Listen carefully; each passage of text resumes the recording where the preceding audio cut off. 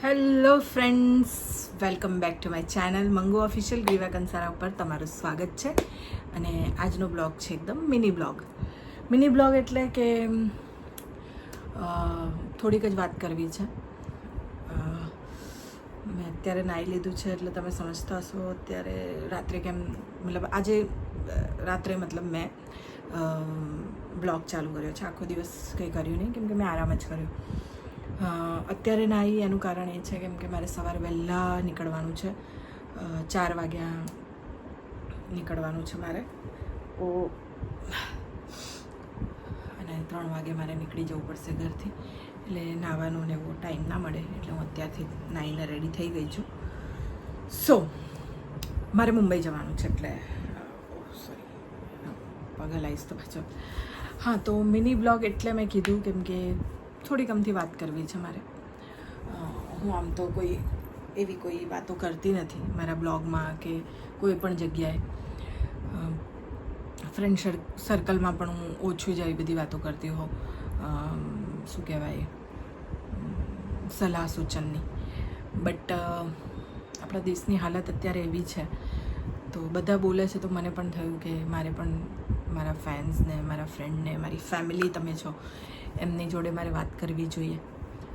તો અત્યારે હું ન્યૂઝ જોતી હતી તો ન્યૂઝ મેં પહેલાં જોઈ, પછી હું નાહવા ગઈ તો વિચાર આવ્યો કે નાહતા કે મારે તમારા લોકો સાથે વાત કરવી જોઈએ. તો વાતમાં એવું છે કે અત્યારે ભારત અને પાકિસ્તાનનું બધું બહુ ચાલી રહ્યું છે અને હમણાં જ સાંભળ્યું મેં કે હવે યુદ્ધ નથી થવાનું, સુલેહ કરી દીધી છે બંને દેશોએ. તો આઈ એમ હેપી એટલા માટે કેમ કે નોર્મલ સિવિલિયન જે છે, નોર્મલ પબ્લિક છે એમના માટે હું હેપી છું, આપણા માટે હેપી છું. કેમ કે બે દેશ જે લડતા હોય છે, બે સરહદો લડતી હોય છે, એની અંદર જે પબ્લિક રહેલી છે, જે દેશમાં વસેલી છે, એમને બહુ જ બધું ભોગવવું પડે છે. બહુ જ બધું ઇકોનોમિકલી બહુ જ વસ્તુઓ ભોગવવી પડે છે અને બહુ જ પ્રોબ્લેમ્સ થતી હોય છે.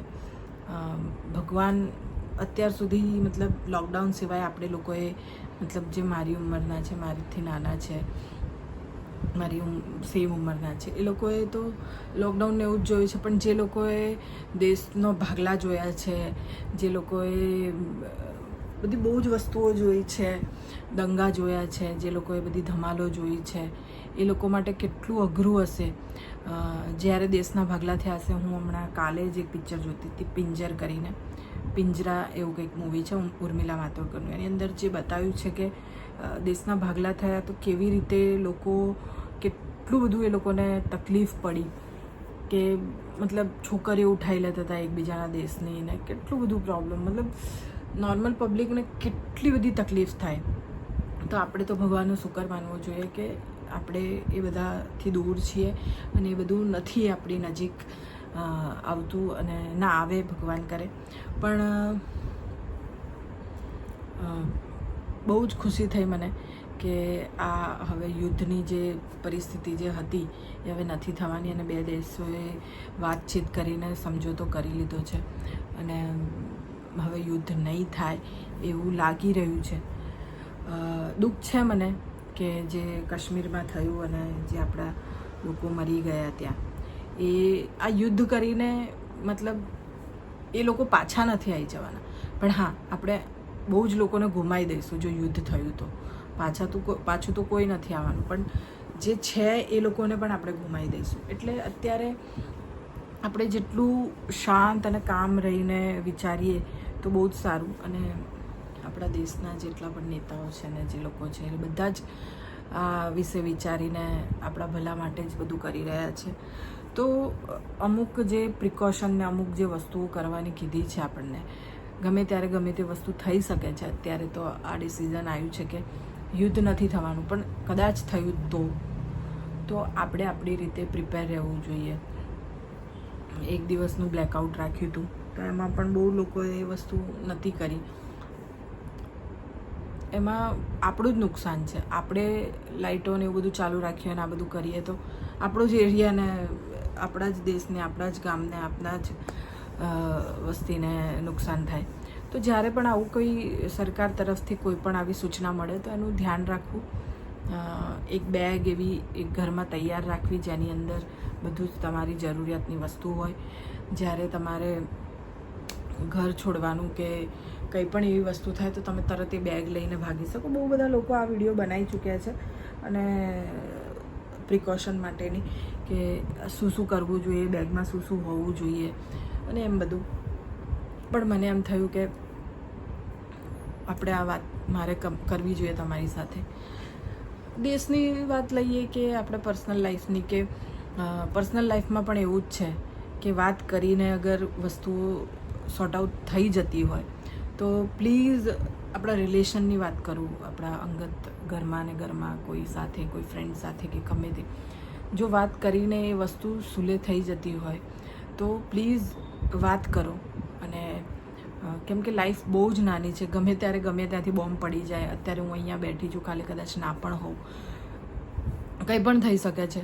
તો તમારી આસપાસ જેટલી પણ વ્યક્તિ છે જે તમારી સાથે કનેક્ટેડ છે, જે 2-5 લોકો છે જેના હોવાથી ના હોવાથી તમને ફરક પડે છે, એવા લોકોને નારાજ ના કરો, એમને ખુશ રાખો.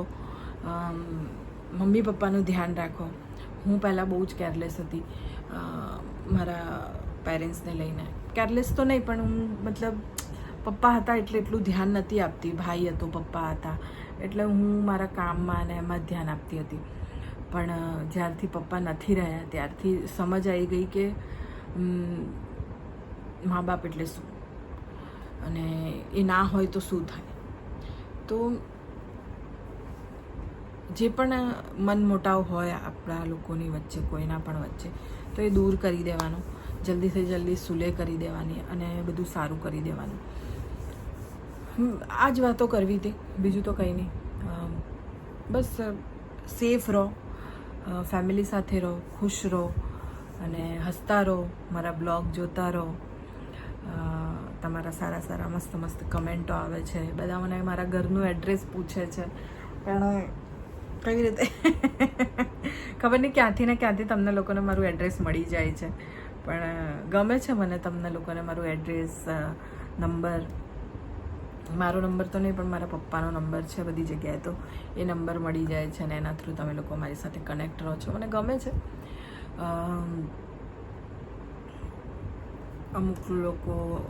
અમુક એક વ્યક્તિએ મને સવાલ પૂછ્યો હતો.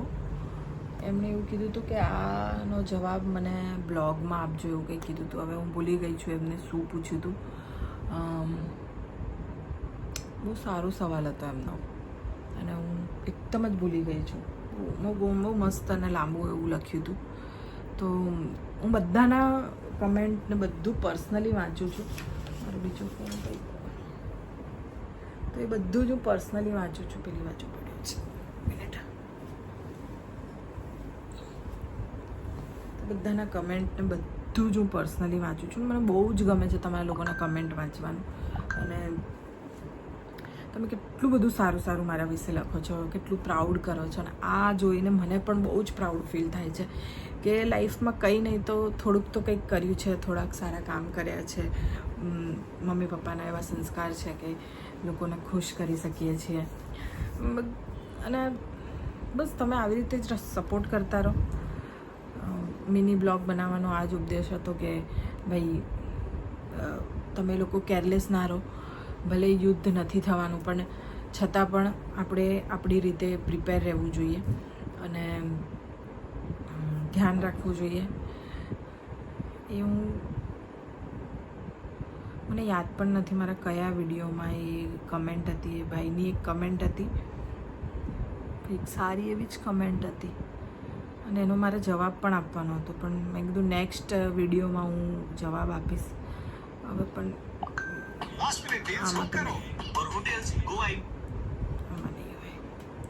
યાદ પણ નથી મેં કયા એમાં જોયું. પણ હા, નેક્સ્ટ વિડીયોમાં કદાચ હું શોધી લઈશ એ કમેન્ટ અને મને મળી જશે તો હું ચોક્કસથી તમારા લોકો સાથે શેર કરીશ. અને થેન્ક યુ સો મચ. બધાએ બહુ જ બધા આશીર્વાદ આપ્યા છે મને કે મારો વિઝા આવી ગયો છે અને સરસ રીતે પ્રોસેસ થઈ ગઈ છે અને બધું જ મસ્ત થઈ ગયું છે. બસ મારો ભાઈ છે રવિ, એમનો મતલબ વિઝા નથી આવ્યો, બટ ફરીથી એમણે અપ્લાય કર્યું છે અને સોમવારે પાછું એમનું ઇન્ટરવ્યૂ છે મતલબ વિઝા ઓફિસમાં. તો પ્લીઝ પ્લીઝ પ્લીઝ પ્લીઝ બધા જ મતલબ પ્રાર્થના કરજો કે મારા ભાઈને પણ વિઝા મળી જાય ને એ પણ મારી સાથે આવે. જો એ મારી સાથે હશે તો મને પણ ત્યાં મજા આવશે, મને એકલું નહીં લાગે. મને એમ લાગશે કે કોઈ મારું ઘરનું, કોઈ મારું પોતાનું ત્યાં મારી સાથે છે. તો પ્લીઝ તમે લોકો બધા પ્રાર્થના કરજો. જે મારા માટે કરી હતી કે મને વિઝા મળી જાય અને મળી ગયા, એવી જ એના માટે પણ પ્રાર્થના કરજો કે એને પણ વિઝા મળી જાય અને અમે સાથે જઈએ લંડન. મને અમુક લોકો પૂછતા હતા કે ત્યાં જશો તો વિડીયો બનાવશો કે નહીં. ચોક્કસથી બનાવીશ, કેમ કે હું તમારા લોકો વગર રહી ના શકું, તમારા લોકો સાથે વાત કર્યા વગર.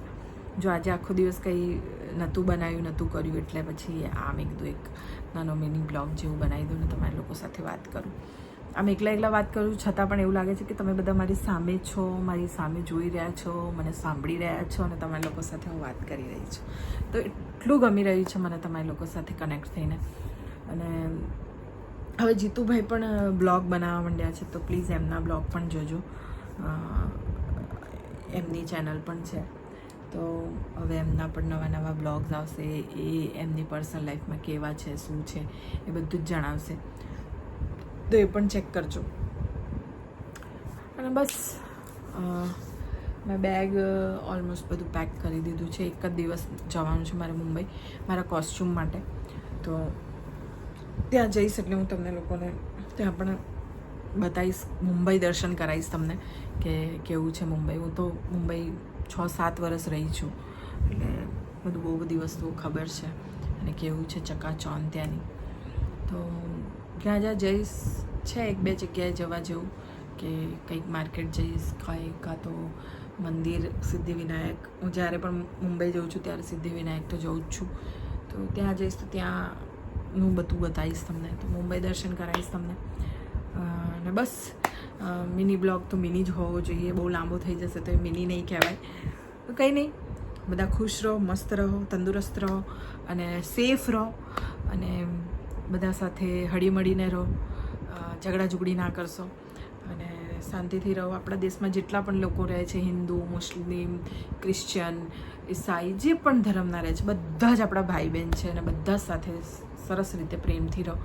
હું બધાને જ કહું છું, બધાને જ મારા વતી પ્રાર્થના કરું છું, રિક્વેસ્ટ કરું છું કે એવી કોઈ પણ મનમાં વસ્તુઓ ના લાવશો. અત્યારે આપણા દેશને આપણી બહુ જ જરૂર છે અને આપણે આપણા દેશને સપોર્ટ કરવાનો છે. સપોર્ટ એવી રીતે કરવાનો છે કે આપણે બધાએ એકસાથે રહીને, એકસાથે ભેગા થઈને આપણા દેશને સપોર્ટ કરવાનો છે, એકતા લાવીને સપોર્ટ કરવાનો છે. મને ખબર છે કે મારા જેટલા પણ વ્યુઅર્સ છે તો બહુ જ દિમાગવાળાને બહુ જ કામ છે, તો એ લોકો તો મારી વાત માનશે જ. તો કંઈ નહીં, બસ આ બ્લોગને આપણે અહીંયા જ એન્ડ કરીએ અને મળીએ છીએ કાલે. હું મુંબઈ જઈ રહી છું, તો મુંબઈ મળીશું અને શું કરીશું બધું બતાવીશું તમને. તો મળીએ છીએ મુંબઈના બ્લોગમાં. અત્યાર માટે તો આટલું જ. તો bye bye, tata, good night, ફિર મિલેંગે. વિડીયો ગમે તો લાઈક કરજો, શેર કરજો અને સબસ્ક્રાઈબ કરજો. મંગુ ઓફિશિયલ ગ્રીવા કંસારા. ટાટા.